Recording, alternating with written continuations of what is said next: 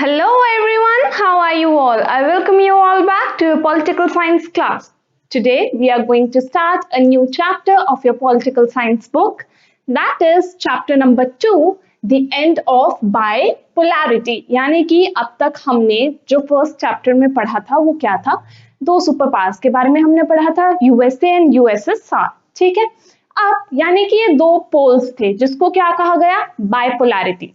ठीक है, दो पोल्स थे, एक था यूएसए, दूसरा था यूएसएसआर. इस चैप्टर में हम पढ़ेंगे द एंड ऑफ बाइपोलैरिटी, यानी कि बाइपोलैरिटी खत्म हो गई, यानी कि अब वर्ल्ड क्या बनने वाला था? यूनिपोलर बनने वाला था. यूनिपोलर मतलब एक सिंगल पार ही अब रहने वाली थी. अब क्वेश्चन अराइज होता है कि कौन सी होगी वो सिंगल पार? क्या वो यूएसए होगी या फिर वो यूएसएसआर होगी? यानी कि ये बाइपोलैरिटी एंड कैसे हुई वो अब हम इस चैप्टर में देखने वाले हैं. Okay, so starting off with a short overview of this chapter. The Berlin war which had been built at the height of the cold war, यानी कि अब क्या बिल्ड की गई थी? Berlin wall. ठीक है, कब बिल्ड की गई थी? जब कोल्ड वॉर अपने पीक पे थी उस टाइम पे. ठीक है, और वो ग्रेटेस्ट सिंबल था किसका? कोल्ड वॉर का. ठीक है, लेकिन it was toppled by the people. Toppled यानी कि it was broken down by the common people in 1989. This dramatic event was followed by an equally dramatic and historic chain of events. यानी कि ये event तो dramatic था ही, लेकिन इसके बाद तो एक चेन स्टार्ट हो गई किसकी? ड्रामेटिक इवेंट्स की. That led to the collapse of Second World and the end of Cold War. यानी कि और इससे क्या एंड हुई? कोल्ड वॉर एरा कैसे एंड हुई वो अब हम पढ़ने वाले हैं. The Soviet Union stood by as the Cold War began to end, not by military means but by as a result of mass action by ordinary men and women. यानी कि जो सोवियत यूनियन थी वो break down हुई, लेकिन cold war की वजह से नहीं, बल्कि किसकी वजह से? जब लोगों ने सपोर्ट करने से मना कर दिया और मैस क्या हुआ? मैस लेवल ऑफ एक्शन हुआ. किसने किया mass level of action? Common man and women ने किया. Eventually Soviet Union itself disintegrated. और कैसे? हम पढ़ेंगे कि सोवियत यूनियन डिसइंटीग्रेट हो गई. डिसइंटीग्रेट यानी कि बिखर गई, ब्रेक डाउन हो गई, टूट गई. In this chapter we discuss the meaning, the causes and the consequence of the disintegration. और इस चैप्टर में हम मीनिंग, कॉजेज और कॉन्सिक्वेंसेस पढ़ेंगे किसके? डिसइंटीग्रेशन के. ओके, सबसे पहले हमें ये जानना जरूरी है कि सोवियत यूनियन का जो पूरा सिस्टम था वो फंक्शन कैसे करता था. ठीक है, so what was the Soviet system?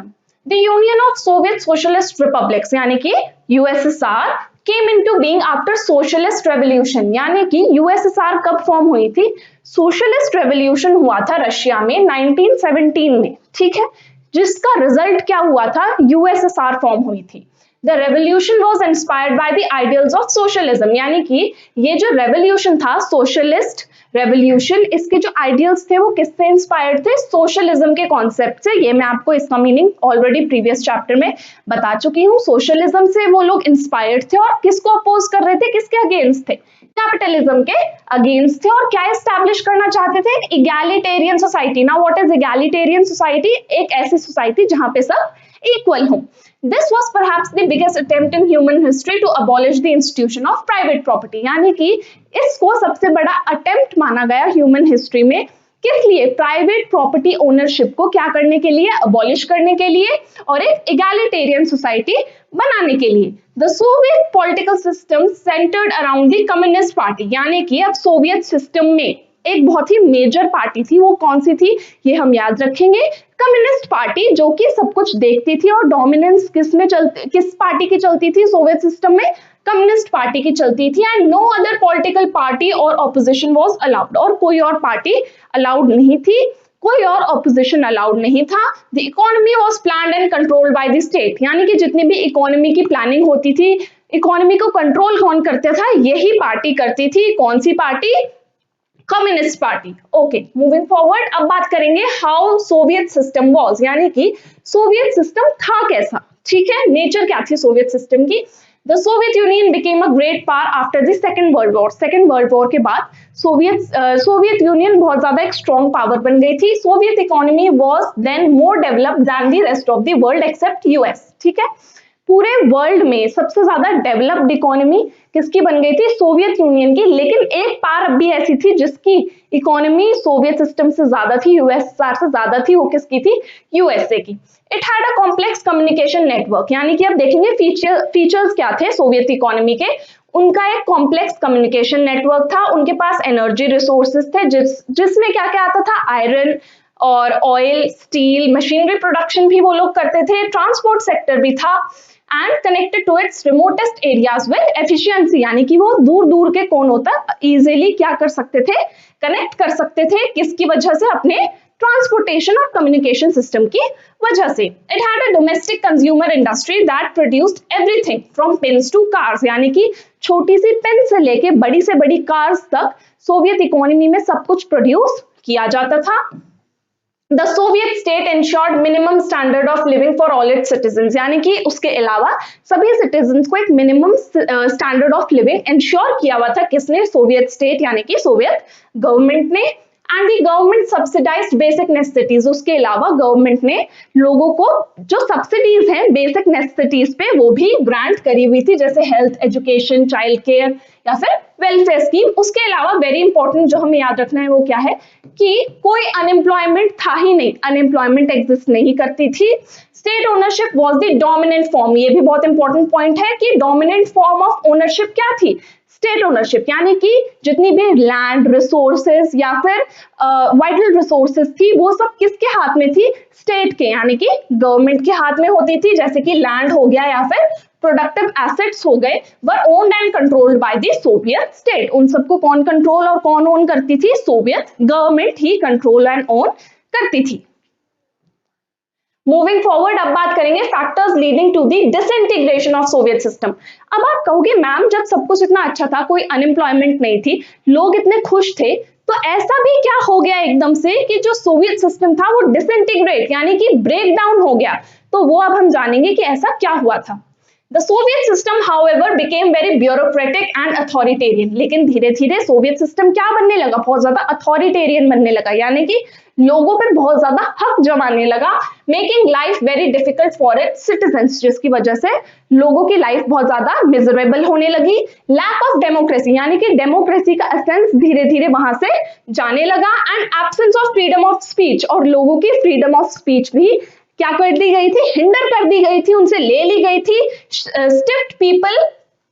Stifled people who often express their dissent in jokes and cartoons, यानी कि फ्रीडम ऑफ स्पीच तो थी नहीं, तो लोग क्या करते थे? अपने आप को एक्सप्रेस कैसे करते थे? जोक्स और कार्टून्स के फॉर्म में। The one party system represented by the communist party, इसके अलावा वहां वन पार्टी सिस्टम था। डोमिनेंट फॉर्म ऑफ पार्टी कौन सी थी? कम्युनिस्ट पार्टी थी, जो ही सब कुछ क्या करती थी? रूल करती थी। और उसी जो कम्युनिस्ट पार्टी थी उसी का टाइट कंट्रोल हो गया था बहुत ज्यादा, किसके ऊपर? सारे इंस्टीट्यूशंस के ऊपर से। और इसके अलावा और क्या प्रॉब्लम हो गई? जो ये पार्टी थी वो क्या हो गई थी? अनअकाउंटेबल। अनअकाउंटेबल का क्या मतलब होता है? अनआंसरेबल हो गई थी, यानी कि अपने डिसीजंस का कोई सही लॉजिक, कोई सही जवाब दे ही नहीं पा रही थी। किसको? कॉमन पीपल को।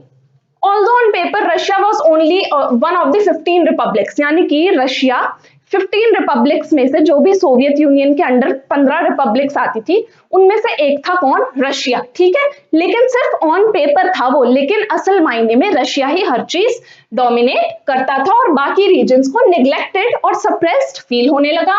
The Soviet Union lagged behind the west in technology, लेकिन सोवियत यूनियन अभी भी वेस्ट यानी कि यूएस से पीछे था। किसमें? टेक्नोलॉजी में, इंफ्रास्ट्रक्चर में, ट्रांसपोर्ट में, पावर में, और उसके अलावा किसमें पीछे था? In fulfilling the political and economic aspirations of its citizens. जितना खुश यूएसए के लोग थे, यूएसएसआर के लोग उतना ज्यादा खुश नहीं थे। Though the wages continue to grow, लोगों की जो वेजेस हैं वो तो बढ़ रही थी, जो सैलरीज थी वो तो रेगुलरली बढ़ रही थी, लेकिन प्रोडक्टिविटी और टेक्नोलॉजी वो उनकी गिरती जा रही थी। किसके कंपैरेटिवली? वेस्ट। अगेन वेस्ट क्या है? यूएसए के comparatively. This led to shortages in all consumer goods, यानी कि धीरे धीरे जितने भी कंज्यूमर गुड्स थे, बेसिक नेसेसिटीज थी लोगों की, वो उसपे क्या होने लगी? शॉर्टेज होने लगी, यानी कि गिरावट आने लगी। The Soviet economy was flattering in late 1970s and became stagnant. Stagnant यानी कि रुक गई, थम गई। क्या क्या थम गई? सोवियत की इकोनॉमी, सोवियत सिस्टम की इकोनॉमी जो अब तक ऊपर ऊपर जा रही थी, उठ रही थी यूएसए की तरह, अब वो एकदम से क्या हो गई थी? फ्लैट हो गई थी, स्टैग्नेंट हो गई थी, एक ही जगह पे रुक गई थी, इकोनॉमिक ग्रोथ नहीं हो रही थी। And with this we come to an end of our today's session. I hope आपने हमारा आज का सेशन एंजॉय किया होगा। लर्न करो के प्रीमियम सब्सक्रिप्शन में आपको मिलती है live classes from any time anywhere, आप कहीं से भी हमारे लाइव क्लासेस ले सकते हैं। उसके साथ साथ आपको सारा स्टडी मटेरियल पीडीएफ की फॉर्मेट में अवेलेबल करवा दिया जाता है, तो आपको नोट्स की टेंशन लेने की बिल्कुल भी जरूरत नहीं है। साथ ही साथ अगर आपको अकेले पढ़ने में बोरिंग या मोनोटोनस फील होता है, then don't you worry, because हमारे यहाँ हम आपको एक पीयर ग्रुप में एनरोल कर देंगे, जहां पर आप अपने दोस्तों के साथ बैठकर आराम से पढ़ाई कर सकते हैं।